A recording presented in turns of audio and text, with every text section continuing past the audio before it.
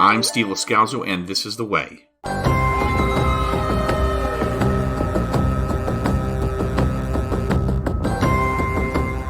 Welcome to the recap and discussion podcast episode for Season 2, Episode 3 of Andor, a Star Wars story, now streaming on Disney+.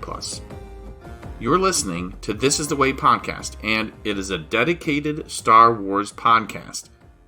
This particular episode is going to be a deep dive into what happens in Harvest. If you still haven't seen Episode 3, you should stop now, because you're going to hear what happens. And you should hurry, because new episodes drop weekly on Tuesdays for Disney Plus subscribers. If you have seen the episode and you want to hear more about it... On program. That means hands on head, eyes front, feet on the floor. Do it! Tony Gilroy created Andor from his work on Rogue One. He's the writer for episodes 1, 2, and 3 of Season 2, but delegated the rest of the season to other talented writers. Harvest is the culmination of his BBY-4 story arc. Episodes 4, 5, and 6 will then be about events that take place 3 years before A New Hope.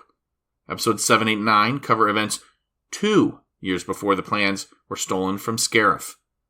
Episodes 10, 11, and 12 take place within the year and, in fact, lead right up to the start of Rogue One. The first 2 story arc blocks will be under the direction of Ariel Kleiman. He will handle Gilroy's scripts and then Bo Wilmon's 4, 5, and 6. In baseball parlance, Janusz Metz is on deck for Dan Gilroy's 7, 8, and 9. There is a lot of crew overlap on episodes 1, 2, and 3 of Season 2. And the way I've chosen to do it is I'm not going to redo all of the crew. So almost all the crew is the same for at least the first 2 episodes and more in the third. And that makes the credits easier because I can just say the director of photography, production design, casting directors, visual effects supervisor, costume design, hair and makeup, and special creature effects were all billed the same as on episode 1 and 2. And if you'd like to hear about them, it's in the recap and discussion podcast episode for Season 1, Episode 1.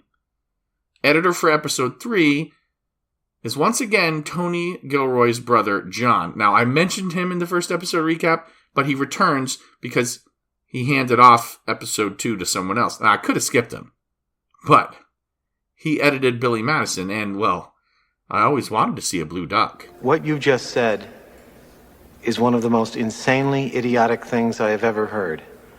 I award you no points, and may God have mercy on your soul. Stop looking at me, Schwan. The music is once again by Brandon Roberts, and not Nicholas Bertel, although the latter does get credit for original Andor themes. And he also wrote what is called the Chandrilan betrothal song featured in the episode. And the Niamos club mix from Season 1 is also his. The runtime for Episode 3 shows up as 56 minutes in parentheses on the Disney Plus show page, but the actual action runs 45 minutes and 2 seconds or so from the TIE Avenger in space to the cut to black on the Chandrilan dance floor. Now, I don't usually skip the unique theme music for the episode.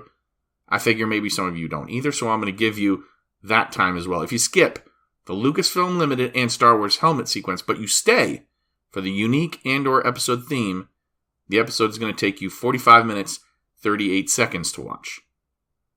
The thumbnail and episode page description for the show on Disney Plus are identical. Last season, there was more description on the full episode page than there was on the thumbnail, but now there's no difference. Episode 3's text reads, "Time is running out for everyone."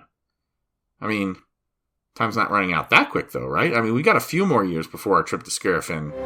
You think anybody's listening?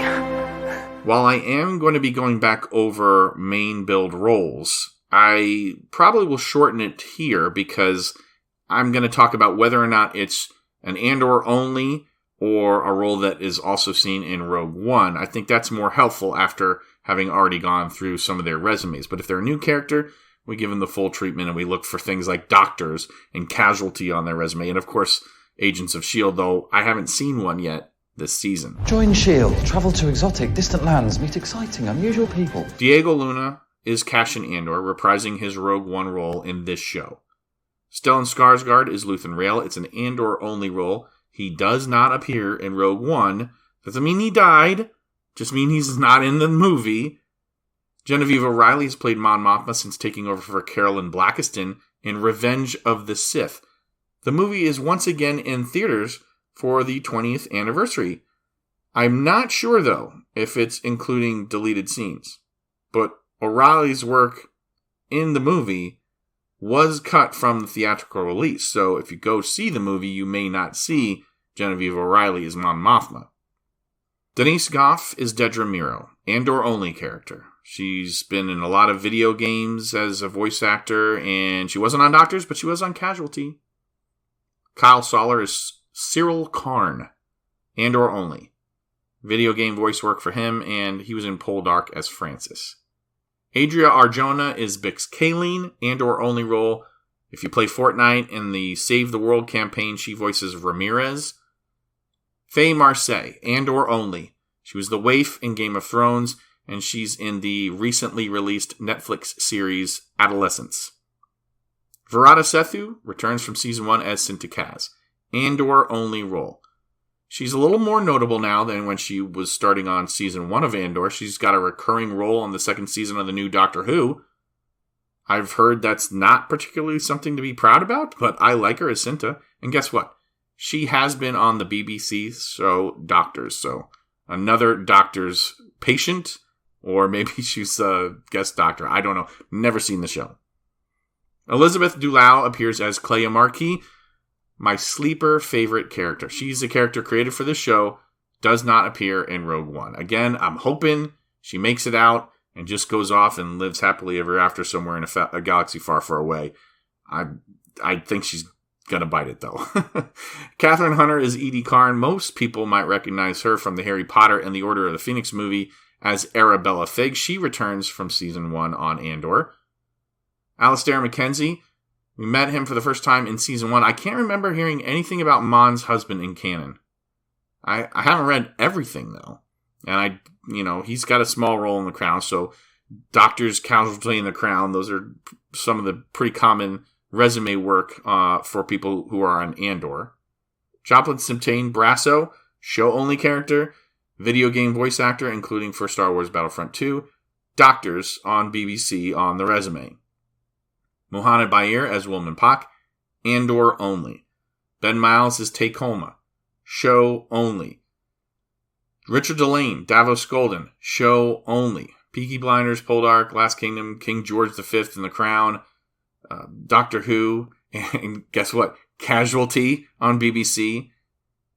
So those are the main cast build credits, and I'm going to skip actors in the cast in order of appearance category if they're not new to the story arc, and for time's sake, once again, listen to Episode 1's recap and discussion if you want to hear more about some of those names. Nobody here gives their real name.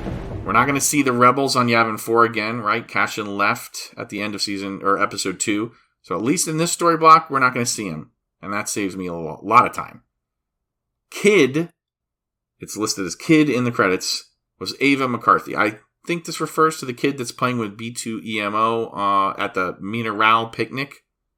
Sergeant Stang was James Craze, Last Kingdom, and guess what? Doctors! Radio soldier Ned Costello. He was in Ridley Scott's Napoleon a couple years ago. Now, before we get down to business, a couple more things. Still don't like the stuttering Eeyore B2EMO voice from Dave Chapman. It's not him, it's just the voice. And I still don't know who the father and son are that are credited in the show. Who are these two supposed to be? It looks helpless. He can go about his business. You can go about your business. Move along. Move along. Move along. The episode starts in space with a drifting TIE Avenger, and Cassian appears to be trying to work on a way to get a signal, or start up communication, using a radio he stole on Yavin 4. So maybe this prototype doesn't have long-range communication capabilities, or maybe the stuff that's on board would betray his location if he tried to use it. But he pulls wires like he knows what he's doing. I mean, he wasn't trained to fly this kind of ship, so how does he know how to use all the wiring? The tie ends up just spinning off for comedic effect when he puts two wires together. And I'm glad we got that out of the way, because this episode is pretty heavy. specifically on Mina Rao. And that's where we head next, although those scenes are much later in the episode. There's a big community meal going on, but as light as the mood is around the food now, the Ferrix 3 are still missing their fourth. Cassian hasn't been able to contact them. He just was trying to, right? Kellen has bad news. This sector is next on the Imperial inspection schedule. Are they checking visas? It's random. They found a group hiding last night in 600. Sometimes they walk right by. It's a big risk. Where can we go? It's coming, and there's nowhere to go. And what's Cassian going to do? I mean, isn't it just that he's better at dealing with these kinds of things?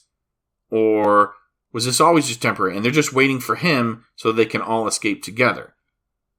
I think I got Kellen wrong, but I'm not sure. He's more than likely not just putting on a face for Brasso, or maybe he is genuinely feeling bad for these people, but then, I've got to save myself first. He could be genuine here. His concern for the planet does seem genuine. You know Cassian's friend, the big boss. If you do and don't want to say so, that's fine. But someone needs to tell him what's going on here. It's going on everywhere. Why can't they just leave us in peace? This scene is the point. What's going on here is going on everywhere. What's happening to Mina Rao is happening everywhere in the galaxy. So if you put the rest of this episode in context, I think it makes more sense why Tony Gilroy chose the events he did. He didn't have to, but he did. People are not being left in peace. People are suffering. People are dying senselessly under Imperial rule. Families are being torn apart. On Chandrila, Leida is ready for her wedding to Stekken.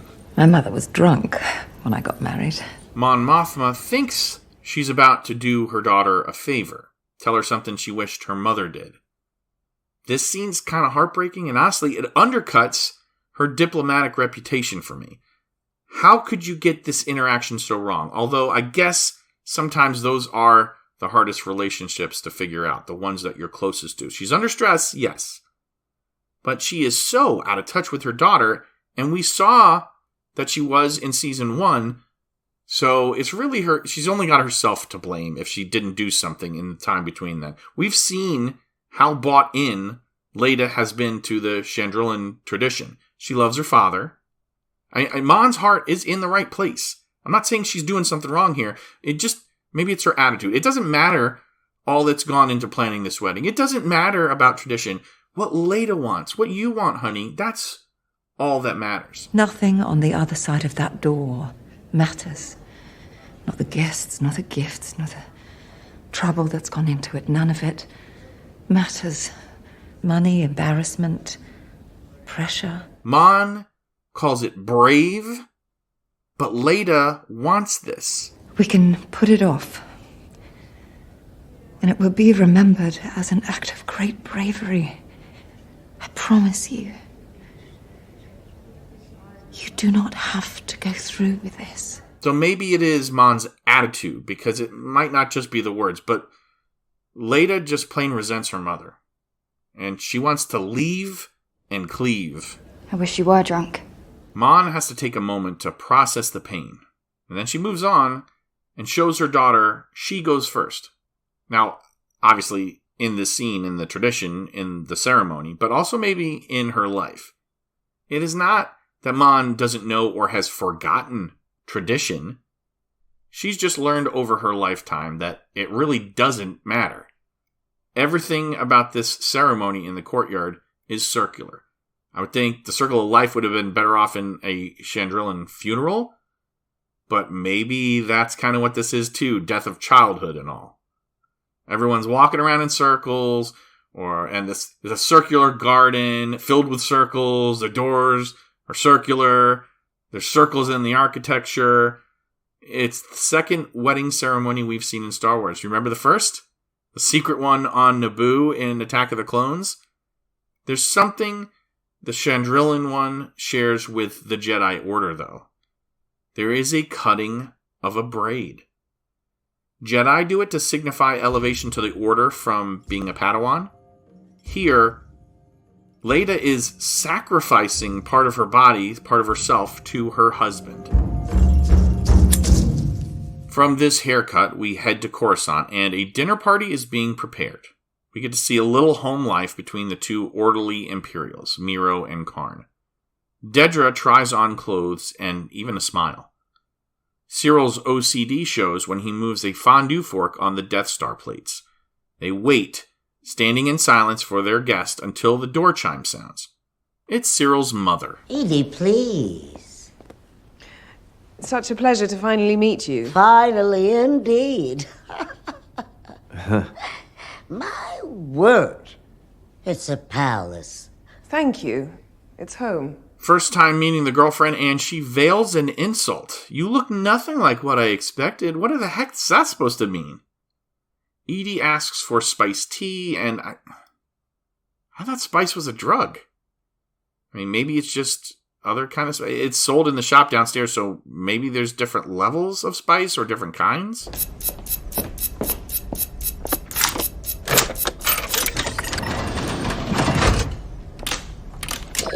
Elsewhere on Coruscant, Kleya finally has an incoming call. I'm a sucker for coded discussions. She asks him to identify and repeat, and Cassian doesn't do that. He asks about the weather. Kleya gets a little confused. That's not the response she was expecting. Where's the relay pilot, too? Well, we know Porco is gone. Cassian's upset, though, because he's flying the Contraband instead of some other ship, or his own ship. When he voices his displeasure and wants to call home, Kleya warns him about the lack of communication. Cassian decides to take matters into his own hands, and suddenly he figures out how to fly the ship, I guess? Puts it into hyperspace, and we rejoin the Coruscant dinner party that is currently in progress. Edie's regaling the table with a story about Syril's father, who fancied himself an adventurer. It was an expensive delusion. One day, suddenly, he was gone. And all we had was each other. A young, delicate boy with only a mother's love and determination. Edie Karn is doing the stereotypical single mom meeting the grown son's girlfriend type of thing. No one is good enough for my no good son. Dedra is playing nice until Edie oversteps one too many times. We hear about Dedra's childhood, orphaned by criminals, raised in an Imperial kinderblock since 3, but how? The Empire isn't that old unless she's counting it wholly as Imperial, and she was just in there for a while, and then eventually when the Empire took over, it became an Imperial kinderblock. Maybe that's what she means. The years don't really add up for me, but I obsess over things like that stand out. We didn't know what we were missing. Please welcome the freshly unbraided and forever united Leida and Spectre. On Chandrila, the reception can begin. The bride and groom enter the hall with the MC's introduction, and it's calm and peaceful and joyous there, compared to how it is on Coruscant or Mina Rao. We go there, and Brasso and Bix and Wilmon are packing fast. B2EMO probably isn't going to come with them. They're stressed out about the impending inspection with all they've got to worry over. This droid with a rain cloud hanging over him is not going to fly. On Coruscant, Edie is knifing her dessert violently while Dedra gently eats hers. They don't say that Syril and Dedra are married, but this is mother-in-law energy from Syril's mama. The final straw for him is when she insults his police work on Morlana that we saw in Season 1. She implies he left that just for the comforts of Coruscant. What are you saying? That I came home for the cakes? Well, less said about that, the better. And I wasn't playing at anything. Of course not. Main thing is we're all here together now. You don't have to be a spy to figure this thing out. Dedra is defending her man. Now, I didn't know what the takeaway from this whole sequence was going to be for me, but after Dedra dresses down Edie, I think that it's over the year that's passed since Syril stalked her to Ferrix. She's grown very fond of him. You'll toughen him up. I have a different plan in mind. But when I say the word plan, that makes it sound optional, which is not the impression you should be taking away. This game ends now. Oh, it does. Syril had slipped off to the bedroom, but comes back to the dinner table and finds his mom deferring to Dedra. It is shocking to him. Dedra appreciates him. Edie even looks to her for approval at one point. So here is where Dedra replaces Edie as the dominant force in Syril's life. All I can think of is how sad it will be watching A New Hope when we find out that Dedra and Syril get promoted at the end of the show to a joint work assignment on the Imperial Navy's newest globe-shaped space station in a few years. I think that's what's going to happen. For those of you who are visiting today, this is a Chandi Merles. It's a temple figure, one of 12, that was stolen 25,000 years ago when Chandrilan was sacked by Rakatan invaders. A couple of podcasts ago, I mentioned bringing back up the mysterious Chandi Merles. Well, it turns out it was another Rakatan piece. They were a specter in Star Wars Legends material, alien race, humanoid but amphibious, or conquerors, raiders, dark side force users. This also must be one of Luthen's obsessions, the Rakatan, because remember he had that Kyber crystal in Season 1? He kind of handed off to... I can't remember his name on Aldani, but Cassian Andor, he handed him this thing and said, well, if things go bad, you can at least sell this. This Chandi Merles is 25,000 years old. Think about that. That's 5 times longer than any civilization we know of on Earth. It's ridiculous, really, if you think about it, how old this is. So what does Davo have planned for this ancient artifact important to the Chandrilan people that might be worth more than the Mothma estate? I gift you this piece of our history. May it bind you to the land and each other. Good luck topping that gift. Luthen starts his schmoozing. We learn a little bit about Mon's assistant, Erskine. This guy was born on Naboo, raised on Chandrila because his father was a native, but he was married when he met his mom, and they weren't married. So, a little scandalous history there, but Mon overlooked it. That built a sense of loyalty for Erskine to Mon Mothma. And in the middle of the discussion, Tay Kolma bumps into Erskine. He apologizes, but this is symbolic. Tay is heading to Mon to not so subtly let her know he's got his own plans in place and, make way for me. He's negotiating his price. But also, there might not be a price anymore. He's been watching how well Davo has done by picking the right moment, and is he considering him a role model? Speak up. Stand up. Make your point. Every time I'm with him, I'm reminded how timid I've become. Every time you're with him? Is that a regular occurrence? This is not good news. Tay, he's no senator, that's for sure. Luthen warned her. Kolma is trouble. Mon already realized that, but now she is actually worried about it. He's leaving the party early, and luckily, Luthen has been paying attention this whole time. He clears the dance floor of the Chandi Merles for Leida and Stekken's first dance, and he's going to clear Tay off the board soon. The dance isn't the only thing carefully practiced and arranged.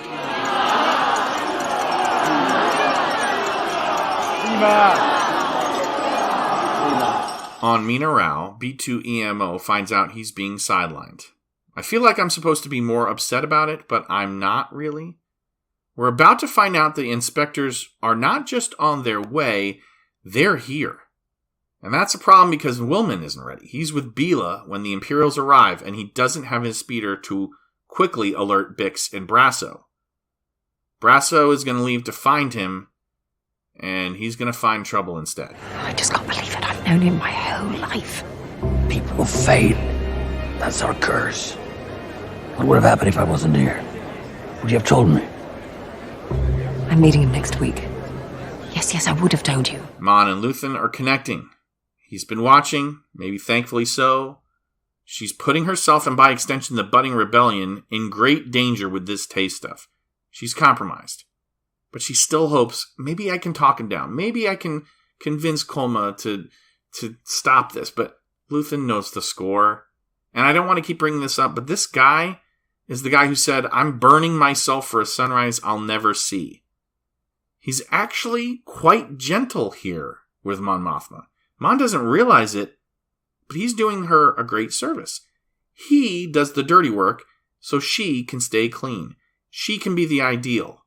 He's taking the action she couldn't. She can still lead with virtue.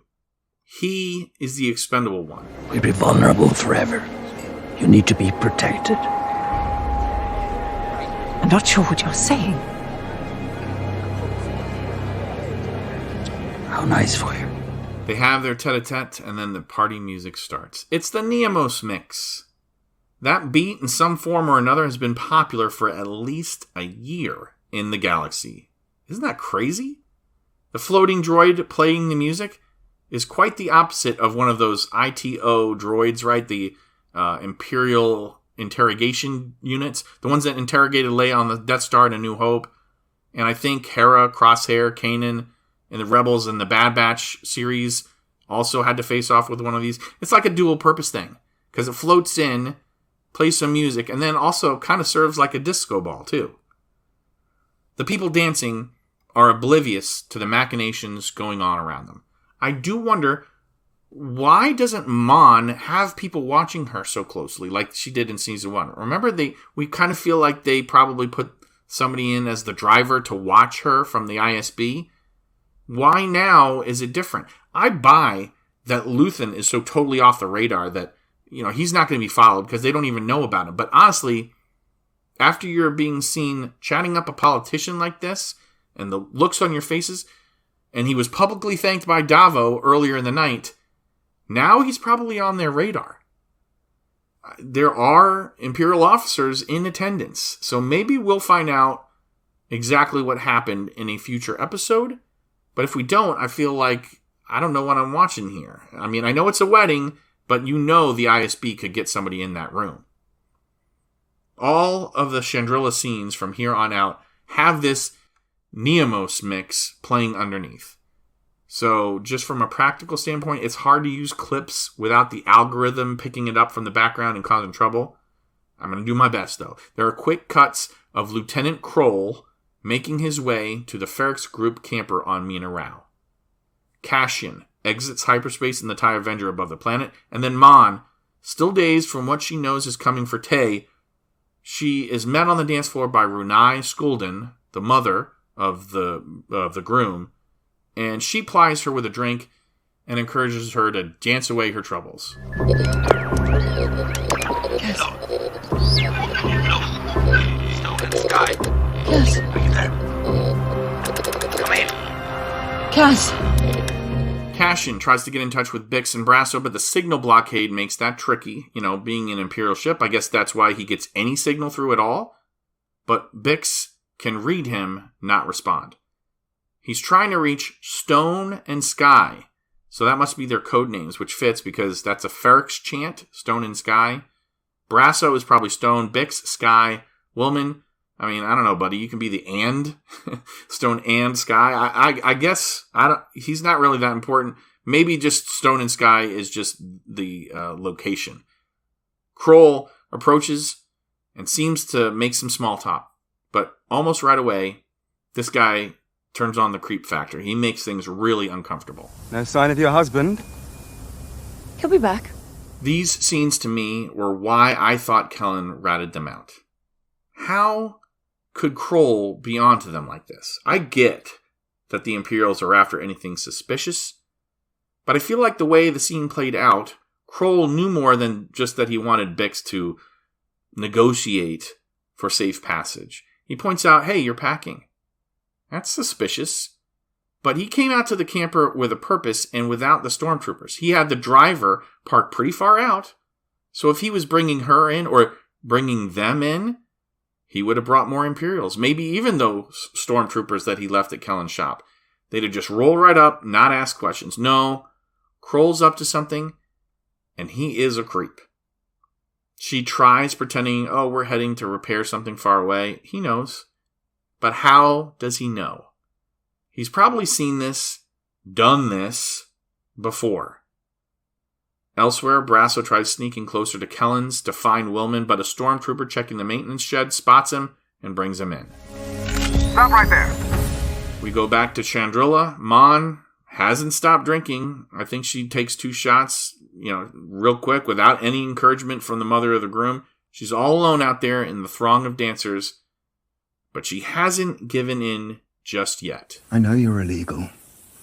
We've been counting visas. It's a tough spot for everyone.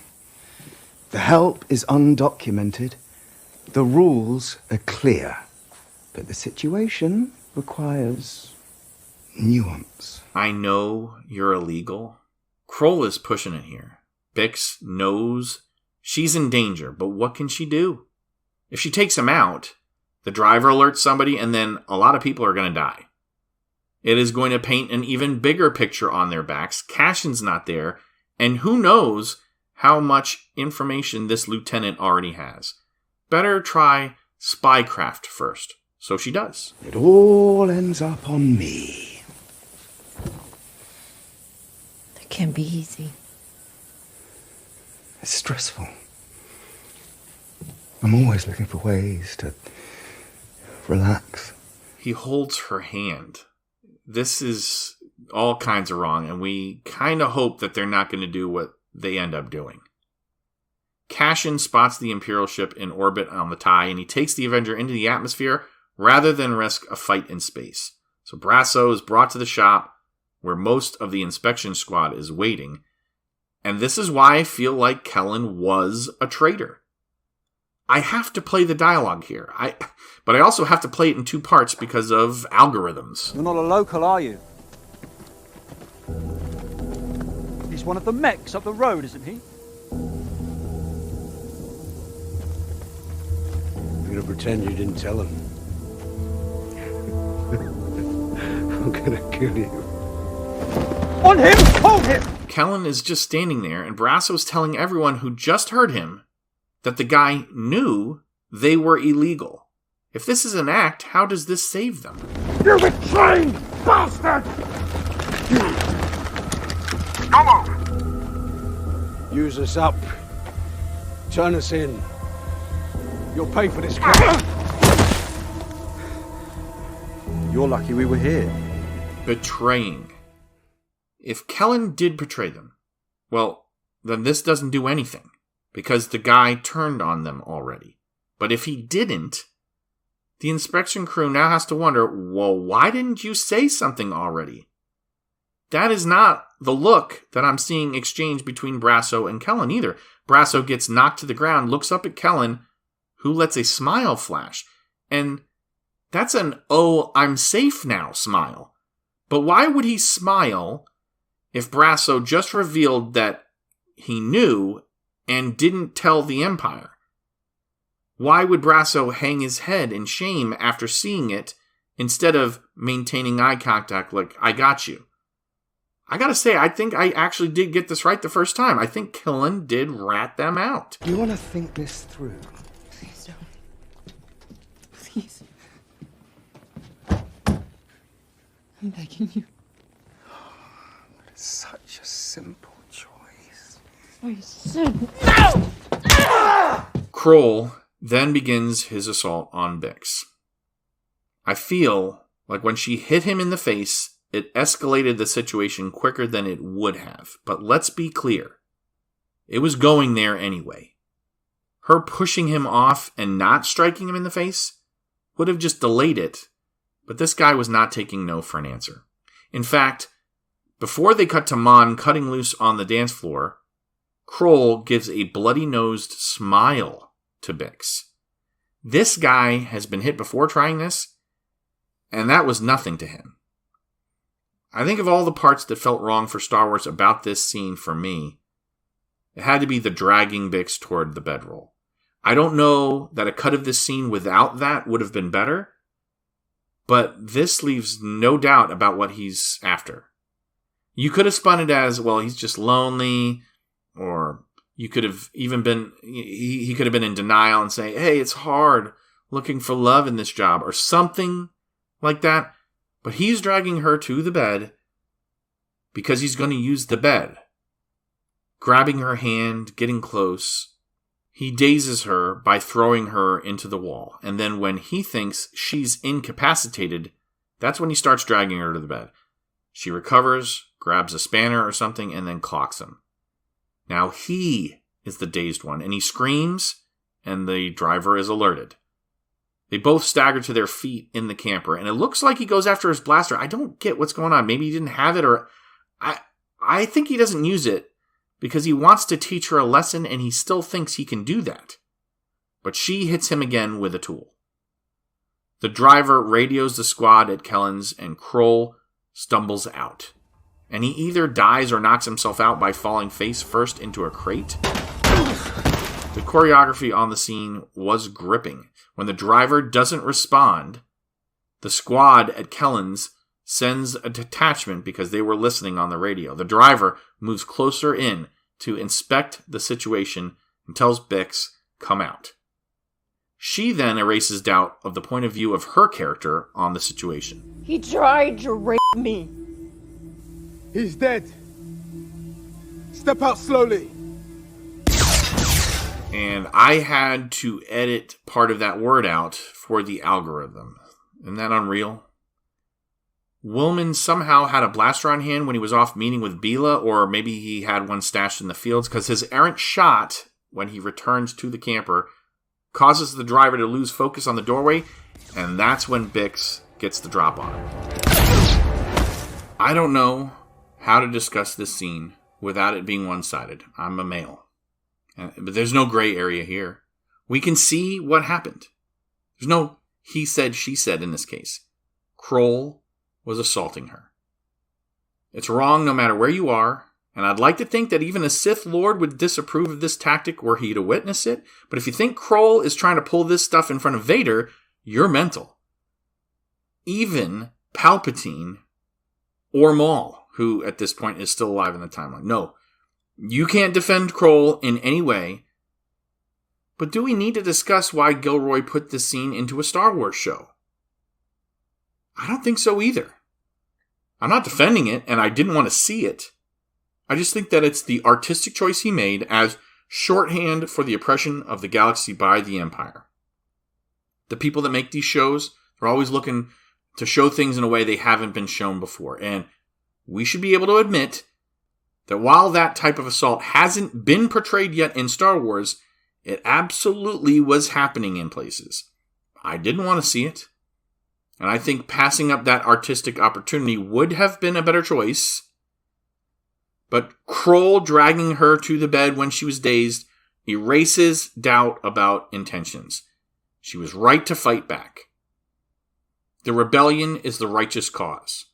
Even if people like Luthen and Cassian and Saw have sometimes done the wrong thing. The Empire is doing to the people of the galaxy what Kroll intended to do to Bix in every way you can imagine. Okay, then. There was a lot of controversy over that scene recently on Star Wars social media, and I think that's okay. There's more Mon Mothma dancing. It's like she's at a rave. Interestingly, Star Wars put an hour-long loop of her dancing to that Niamos mix on their YouTube page, partly as a joke and for the meme of it, but this is showing Mon finally giving herself over to the masses. It's very symbolic. She's offering herself up here. She has resisted for so long, and now she's letting go. It's not a long scene, but that's what I was getting out of it. Thank you, Tay Kolma? Yes. I wasn't sure. Where's Otto? I don't know. I was just called to fill in. I was afraid I wouldn't find you. And here I am. Look who's at the landing pad to whisk Tay away. It's Cinta Kaz, Vel's strategic partner from Season 1. Speaking of Vel, she was following Kolma, either on Luthen's orders or just because she's a good spy. I don't think she was out there coincidentally. She sees Cinta and they exchange glances, maybe a bit too long, but Tay doesn't notice he's daydreaming about sticking it to Mon, in maybe more ways than one, when he meets with her on Coruscant. Back to Mina Rao. The detachment is en route to the camper and Kroll and Pike's position. A TIE Avenger swoops in. One of the soldiers wonders, who called that in? Cassian destroys that landcraft and the detachment. The group still at Kellen's sees that happen. Before they can signal others, Brasso makes a break for a speeder in the tall grasses. The soldiers are firing at him and missing. No surprise, right? Except we are tipped off to what's coming because one stormtrooper slowly and carefully raises his EL-10 blaster rifle and scopes in. We're being told what's about to happen. I absolutely loved seeing this Avenger target and fire on the soldiers. It was cool. I'm not saying I love the death of it all. I just really loved the sound and the way it targeted. The barrage and assortment of guns made this version of the TIE fighter, it's a cool toy.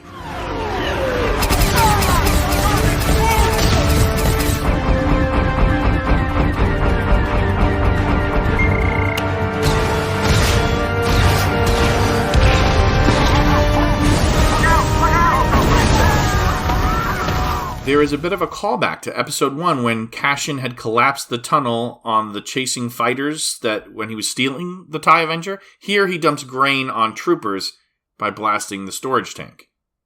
He scans the area after neutralizing all targets and sees a speeder that headed off in a path through the field, so he sets down his ship. It's Cassian. That's right. Get the speeder. Wilmon and Bix have heard and seen some of what took place, too. They head toward the ship. Cassian disembarks, finds Brasso, and he's gone. So that's one of our group that didn't make it out of the first story block. That's one of the reasons why the storytellers are showing us these days from BBY4. What happened? We need to go. We need Brasso.